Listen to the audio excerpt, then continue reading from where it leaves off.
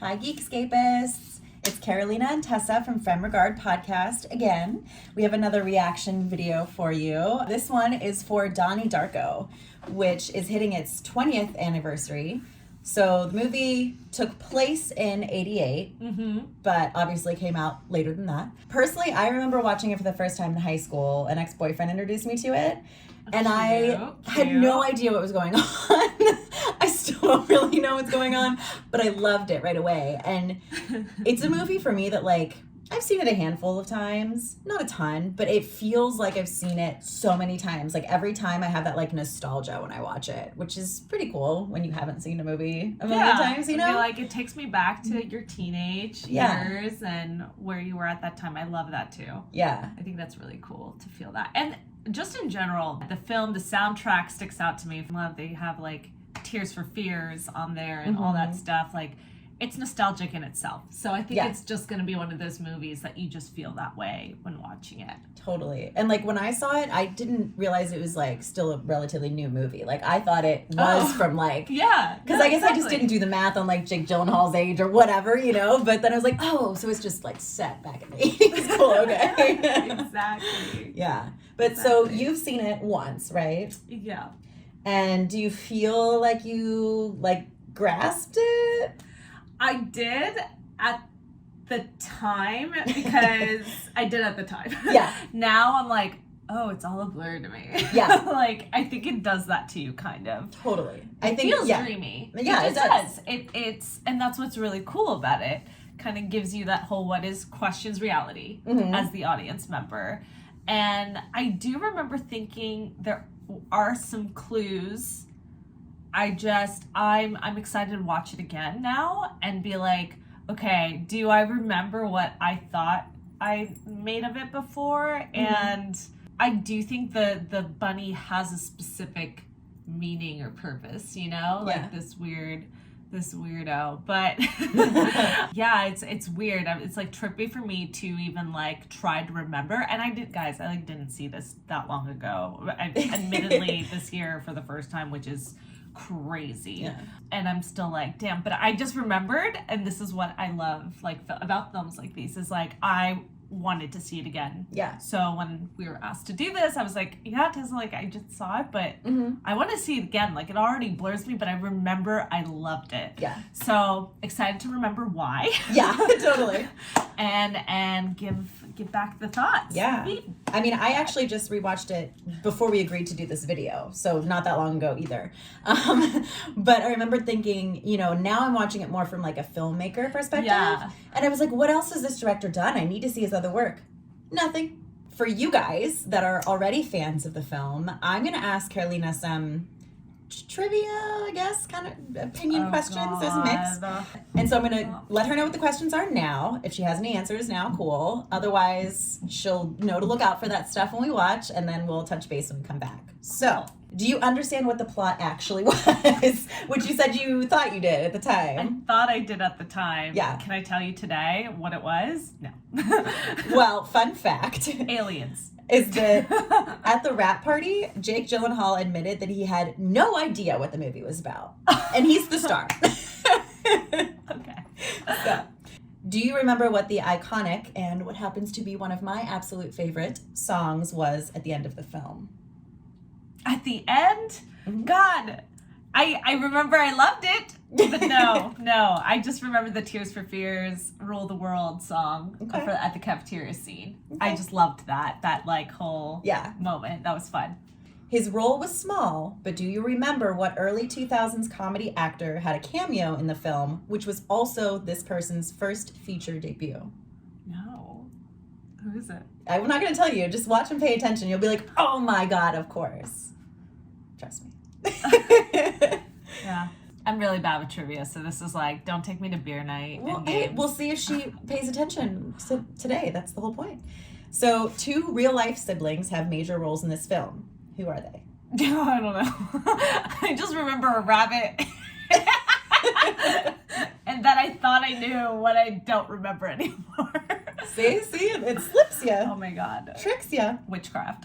This I thought was really interesting because I didn't know that these two things went together. So what is the length of time depicted in this film? Which, this is the part that I found interesting. I didn't know this.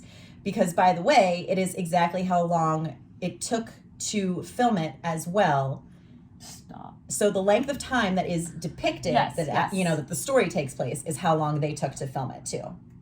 I think it was like a 24-hour... Nope. No? It's deceiving because there's a lot of timey-wimey stuff. But what movie do Donnie and Gretchen go to see in the movie theater, which, by the way, some more just trivia facts, was originally supposed to be Chud, but the production couldn't secure the rights for it? Do you know what Chud is? It's some kind of cult classic, I think, like horror. I feel like I've heard of it, but I've never seen it. Yeah. But the movie that they actually see is a very well-known horror movie. And last question. Uh-huh. Can you guess my favorite moment of the movie, which I quote often around friends that I know have seen this movie, because it's my favorite line. See if you can guess it while we watch. Okay. I think I'm going to do that, and she'll let you know. That's right. So, guys, we're going to watch now, and then we will check back in with you. Sounds good. Bye.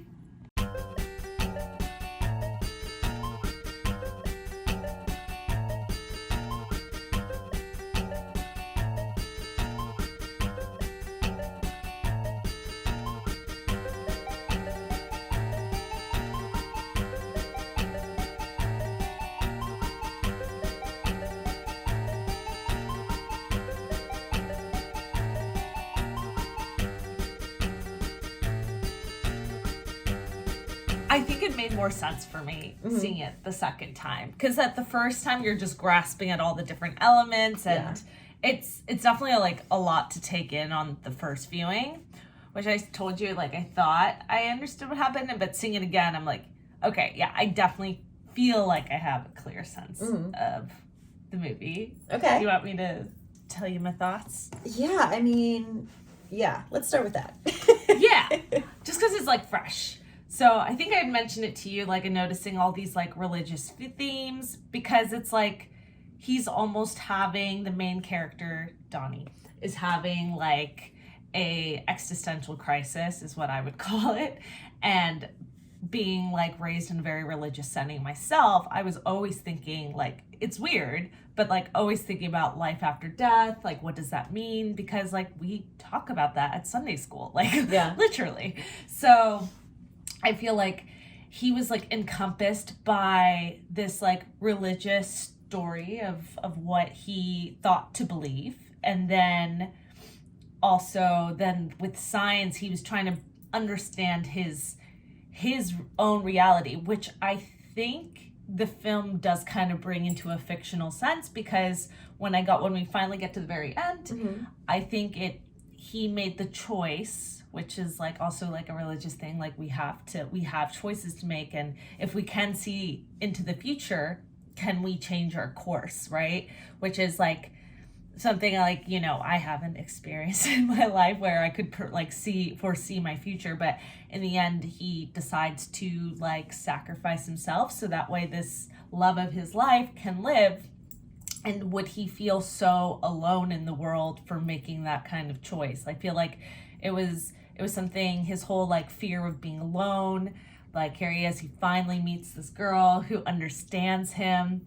So I feel like in a way it was like, let me like give her a life so none of the other horrible things happen. And I couldn't understand the whole bunny thing until the end again, because I forgot, but I'm like, okay, Halloween costume, yes, so that's why like everything gets reversed.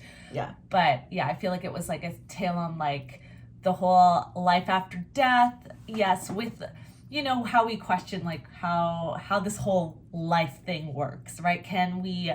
Are there instances where we can jump through wormholes, and just the different theories. I love that it probes on like different theories that many people have had. Yeah. Not to counter that, but to build on top of that. Obviously, a lot of it's about like time travel, right? Like they openly discuss that in the movie. One thing that's interesting is I copied and pasted this, so let me just preface with that. While the full explanation for this is not in the theatrical release, it does appear in the director's cut, which most movies you want to watch the director's cut, right? Because it's like what got left out. I have not seen it, but I've been told like by multiple people like that's not the one to watch. Like people don't like the director's cut of Donnie Darko.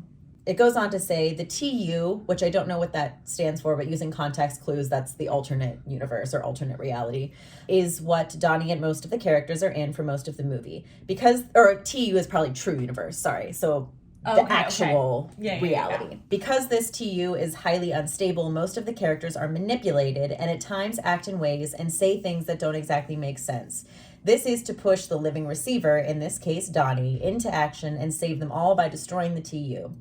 Or maybe it is the alternate universe. See, that's what's confusing about it. It's all that. No, that makes sense. Yeah, it's like, a lot of like alternate universe, alternate reality, alternate dimension kind of stuff that really plays into it. So in this time, the primary universe and the tangent universe, that's what it stands for, everyone, tangent universe, will collapse on themselves, destroying everyone. So it's the whole theory of like, you can't have a multiverse because it'll collapse on itself kind of deal. Yeah. If you've watched Loki, it's kind of that vibe. There's a lot of mythologies that people have kind of figured out their own things that equate sleepwalking with passing through or traveling to other dimensions. Details are open to interpretation. So basically the only thing that they really go into more in the director's cut is like that time theory, an alternate universe kind of theory. So he definitely used that as, I feel like, the device to have these other themes stated, or like ways to play with the world, like you know. And I thought that was really uniquely done. I liked it. Cool. Yeah. All right, so second question. Do you remember what the iconic and one of my absolute favorite songs is at the end of the film? Yes. But now it's forgotten. Madness? It's called Mad World. Okay, yes. It's by Gary Jules. It's also Tears for Fears does a more like upbeat version, but I like Gary Jules's version, which is the one they use in the end of the film. I want to say the Tears for Fears one is like, I do now it's either on the soundtrack or it's in later the credits or something. Version of it as well, but beautiful song. His role was small, but do you remember what early 2000s comedy actor has a cameo in the film, which also happened to be their first feature debut? Many cameos in this film, mind you. Lots of cameos, which was fun. Yeah. But the one you were referring to is Seth Rogen. Yeah. And what's fun is like, I mean, I knew about most of them, right? Like the big players like Drew and Patrick Swayze. But there were littler ones that I didn't even know about, like the girl from The Grinch that you pointed out. Yeah. When she was like one of the teachers at the school or something. Yeah. And then Ashley Tisdale, like I never would have noticed that. She was one of the dorky girls that asked a question during the assembly. Like how fun. So many people are in this movie. What two real-life siblings have major roles in this film? Jake Gyllenhaal and Maggie Gyllenhaal. Yeah. Really, really cool. Love them. What I was reading was that there was like some issue with casting them because the director wanted to cast them as brother and sister. You saw that natural chemistry, and I think it was Maggie that didn't really want to accept the role at first because she didn't want to just like be Jake's sister, you know? I don't know what eventually convinced her, but I guess that was a little bit of contention in the beginning. So what is the length of time depicted in this film, which is also how long they took to shoot it? Do you remember? 22 days, Close. 24 days? No, close. 25? No. 28. Right. Which, started on October 2nd. Yeah. I remember that. 1980 something. 88. 88. Yep. Yeah. Eight's our favorite number. Fun fact. 8 is our favorite number, yeah. So that's a good movie. Yeah. I'm sure there's significance to that. I don't know what it is, but it just makes me think of like the other, like 28 Days Later, that movie and the whole franchise. I wonder if there's like even like, again, I just feel like there was some like biblical spiritual parallels. Yeah. Maybe there's like a 28-day thing. Or scientific. I don't know what it is, but there's got to be meaning. Okay, so what movie do Donnie and Gretchen go to see in the movie theater? Oh, like...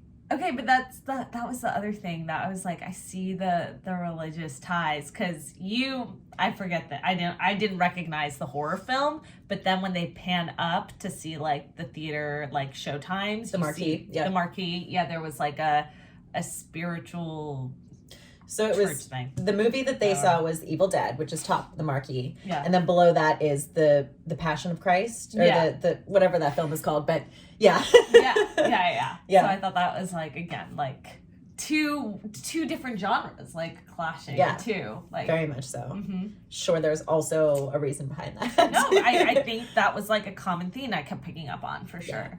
So you have not guessed this one yet. Oh. My favorite moment, and this is kind of like, it's a cheat because it happens more than once. It's something that someone says more than once, and I love it, and I use it as much as possible, especially if I'm around people that I know have seen this movie. I just feel like you're not passionate about the sparkles, girls. No, good moment, but no. That's what I'm gonna use now for fun. I'm gonna get the name of the dance team right. But I know I kept guessing throughout the film, and she's like, no. Happens more than once, that I feel like it has to be like Donnie's. I'll give you another clue. It's one of my favorite characters who is a minor character that says it. Shut up. I love Jarita. She is the cutest thing. And I love every time the poor girl gets bullied, she goes, shut up. And she's so like, come at me, bro. Shut up. I love it. That's amazing. I agree. We loved her. We love her so much. We love her little dance. Yeah. She's beautiful. We're into her. No, what I love about this film is like, there's so much dark comedy throughout the whole thing, and so many like awkward moments, but it's also human. Like the ending, whenever Gretchen sees the mom, and it's, you know, it's reversed in time, so like she doesn't actually know Donnie and everything, but she just like does that awkward wave, and the mom's like kind of snaps into reality and waves back. Like it's just such a I love that you brought that up, because I actually interpreted it as there's a weird connection, like I know you from a different, like parallel, alternate universe. I think that's there too. I think, yeah. And I was like, that was I love that moment. But we were both saying too, how we loved how cool the parents were. Yeah. Like just, they were real. Like not all parents have to be the stereotypical like sticklers or like, you need to be on meds, you're crazy. Like they were like enjoying, like, I feel like not a lot of parents, but I would envision myself to, if I had a kid who was a little rough around the edges or, you know. Yeah. I would enjoy it. I'd just make fun of him a little, you know, like it'll be all good fun. Yeah. Like, you know. Yeah, everyone I think is, for as weird as some of the characters are, like everyone was very human. And Love like Drew Barry's teacher. Drew Barrymore. You're killing it with the names today. At one point, I just remember you were like, yeah, Patrick Swayze had a cameo. I called him Arnold Schwarzenegger. No accent on this one, smaller muscles. Like, come on, my names are just like so bad today. It's embarrassing. But that's what you're gonna get. What were we gonna say? No, even her teacher character, she was just like, I feel like, if anything, they were just heightened characters to be a bit more cool and like make fun of those who weren't. I just love that they explored, I think it was exploration too of like religion kind of paints things very black and white, like again with the fear and love example that they were doing the whole thing on, and like science kind of like discovers all these other like possibilities. Well, that's like when even science can't prove everything, so even they don't have all the answers. Right. At least that's what I see at it. So even people who are hardcore scientists, like, believe whatever you want, but like I think there's still a gray area. There's still like gray matter. Well, that's, I mean, even when he talks to the science teacher and about you know, time travel, and eventually the teacher's like, I can't answer that question. I'm just like, why? He's like, I would get fired. You know, for working at a Catholic school, he can't say that God doesn't have a plan or whatever, you know, so, yeah. It was cool. I think that's a common theme to, like, look into after maybe the second time you watch this film. Because first time you're like, it's a lot. The first time you're just trying to keep up. Yeah. And then seeing the second, I'm like, okay, much clarity. I still love this film. Can't, like, wait to see it again, probably, soon. Yeah.